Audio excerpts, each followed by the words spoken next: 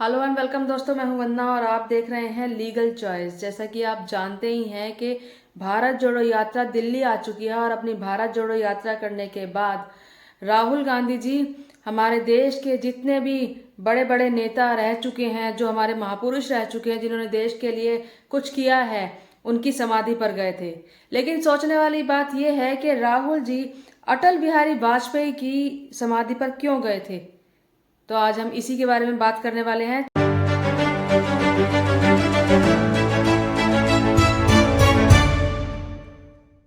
दोस्तों, जब डंका पति मोर को दाना खिलाता है तो उसका भी डंका पीटने के लिए उसके वीडियो और फोटो वायरल कर देता है।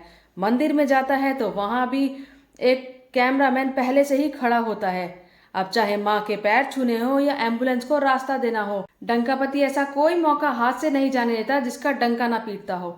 लेकिन ये कोई दरियादिली नहीं है और ना ही कोई एहसान है, बल्कि ये एक कोरी राजनीति है और अंधभक्तों को खुश करने का वो चारा है जिसे खाकर अंधभक्त अगले कई दिनों तक फर्जी देशभक्ति और राष्ट्रवाद की डकार लेते हैं। जबकि दरियादिली और एहसान वो होता है जिसका डंका ना पीटा जाए, फिर इसमें चाहे सगे हो या फिर विरोधी।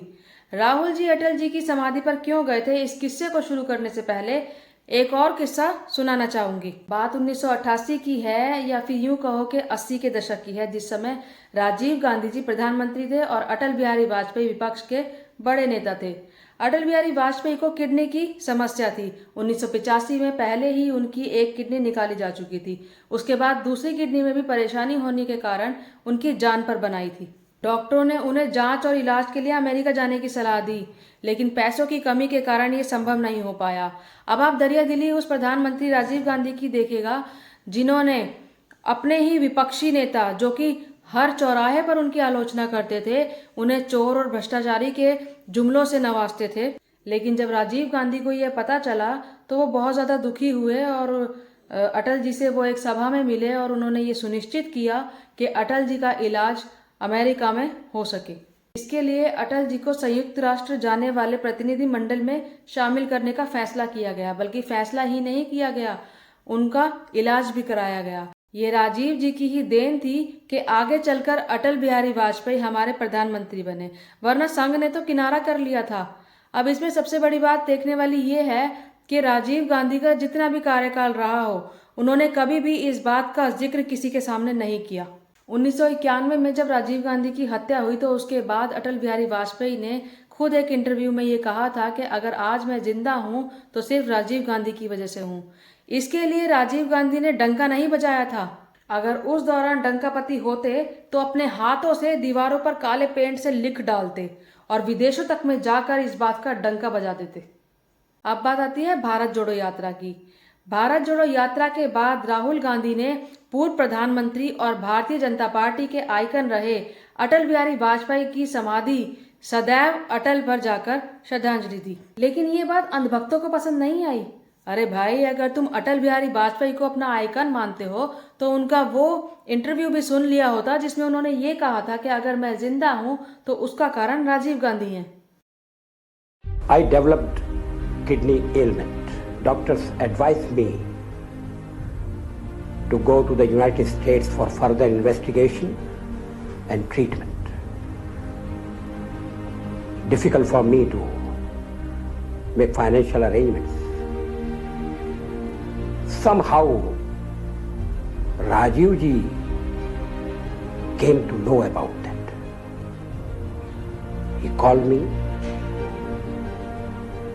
He decided to include me in the delegation to the United Nations. I became a full-fledged member.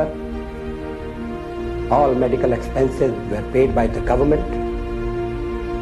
I came back fully recovered. उस दौरान डंकापति के पास डिजिटल कैमरा भी था और वो ईमेल भी भेजते थे। तो क्या अपने नेता की बीमारी के बारे में उन्हें पता नहीं चला? खैर, जाने दो।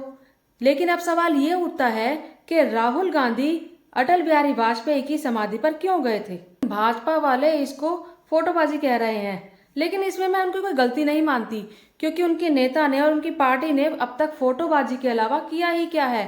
कभी गुफा में साधना की फोटो, कभी झाड़ू लगाते हुए सफाई करते हुए फोटो। जब जनता रोजगार मांगती है तो ये सुरंग से खाली बोतल उठाकर फोटो सोशल मीडिया पे वायरल कर देते हैं। जब जनता कहती है कि महंगाई बढ़ रही है तो ये मेट्रो में बैठकर फोटो सोशल मीडिया पे वायरल कर देते हैं। तो इनको फोटोबाजी और जुमलेबाजी के अलावा और कुछ आता ही नहीं है। तो इनका सोचना बिल्कुल सही है, क्योंकि इससे आगे इनको सोचने ही नहीं दिया जाता है।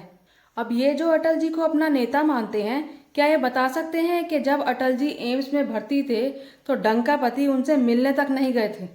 फिर 12 जून 2018 में राहुल गांधी ने ट्वीट किया, भाजपा के वरिष्ठ नेताओं अटल बिहारी वाजपेयी, लाल कृष्ण आडवाणी और जसवंत सिंह जैसे नेताओं को अपमानित करने के ऊपर निशाना साधा और एम्स में भर्ती वाजपेयी से मिलने न जाने के ऊपर भी उसकी आलोचना की। तब जाकर अचानक से डंकापति एम्स पहुंच गए। और फिर जानते हैं आप, अपनी दरिया दिली का डंका बजाया, फोटोबाजी की और भक्तों ने लगातार उन फोटो को कई दिनों तक शेयर किया और अपनी भक्ति की पराकाष्ठा का परिचय दिया। लेकिन राहुल ने अपने दूसरे ट्वीट से फिर इन्हें आईना दिखाया और उसमें कहा कि एकलव्य ने अपना अंगूठा काट दिया था क्योंकि उनके गुरु ने मांग की थी, लेकिन भाजपा में ये अपने गुरु को ही काट देते हैं।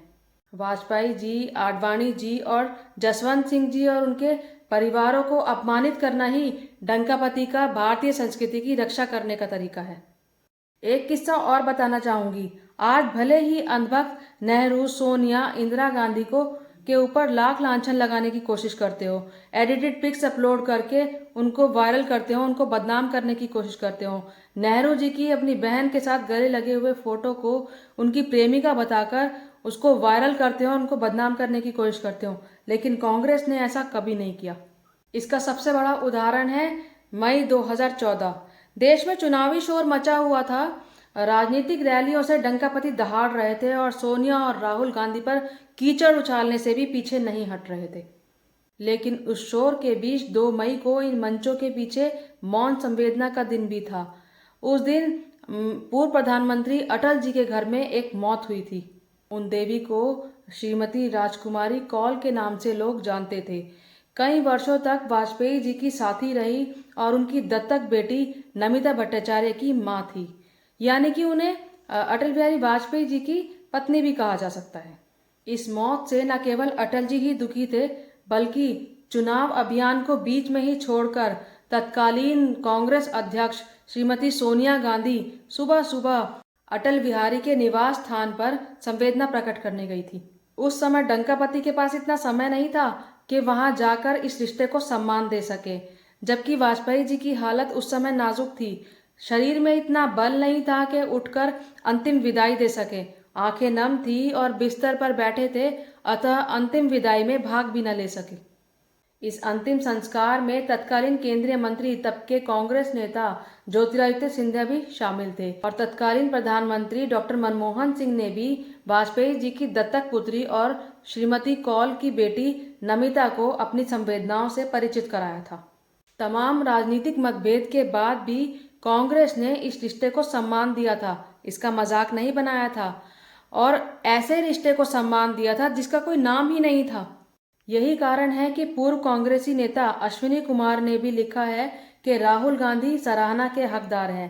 पहले की राजनीति घृणा की राजनीति नहीं थी। उन्होंने यह भी कहा है कि मैंने भी अटल जी के बड़े हृदय और स्टेट्समैनशिप पर लिखा है। राहुल गांधी के लिए उनका ये कहना है कि यह अच्छी बात है कि वो सभी नेताओं के पास गए जिन्होंने इस देश को बनाने में एक अहम भूमिका निभाई है।